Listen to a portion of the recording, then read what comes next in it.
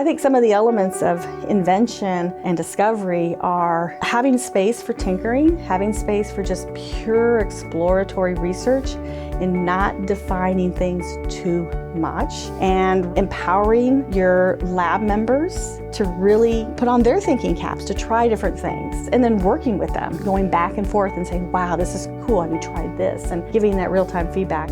I always liked just school in general. My kids nowadays think I'm crazy, like, how did you like school? But I always just loved school in general. And it was really in high school that I discovered this passion for sciences. You know, I had some amazing teachers. I started as an undergrad at the University of Texas, and that's where I grew up. I grew up in Texas, and then went off to graduate school at the University of Pennsylvania, working with Doug Laufenberger. And within a year, he said, I'm moving. And then moved out to University of Illinois in Urbana-Champaign and finished up my Ph.D. there. Then went on to do my postdoc at MIT. Love just doing research. I love the exploratory parts. And so what we did is developed a way to take the cellular components out of nerve and render it non-immunogenic. We can then use that to implant into patients who might need nerve grafts. We were able to retain the intricate microarchitecture of nerve. This can then be used as an internal Band-Aid that allows the axons that are regenerating in the body to follow this pathway and then to attach where they need to attach and thus to regenerate. We did this when I was at the University of Texas at Austin, and then it was licensed by Axogen, which is a company here in Florida. So it's really impacted the local Florida economy. So the other invention, we were using different types of biomaterial components to make biomaterial films.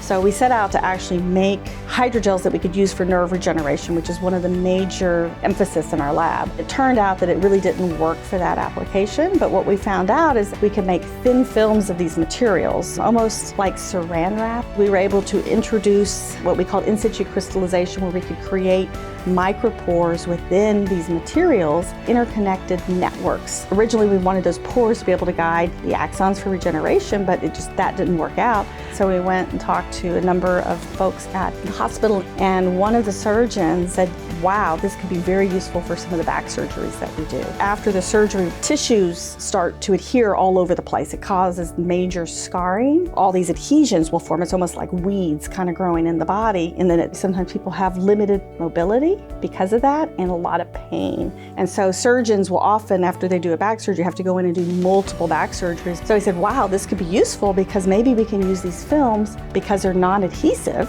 to keep things from sticking to each other. The film product is licensed by a startup company that came out of our lab called Allofair, and that's back in Austin, Texas. I had my career for 14 years at the University of Texas at Austin, and then I was called up by the University of Florida, asked to come and be a department chair of biomedical engineering here. They had a very young biomedical engineering department here. It was a fairly new department. I could help bring that department to sort of the next level. And so it's been fantastic. I've been here for almost 9 years. The department is now ranked number 15 among publics for the graduate and the undergraduate programs. We continue to have projects. We continue to file patent disclosures. More of our work is focused on spinal cord injury right now and injectable therapeutics for spinal cord injury repair. But working with those fantastic students is what drives me. I just love it.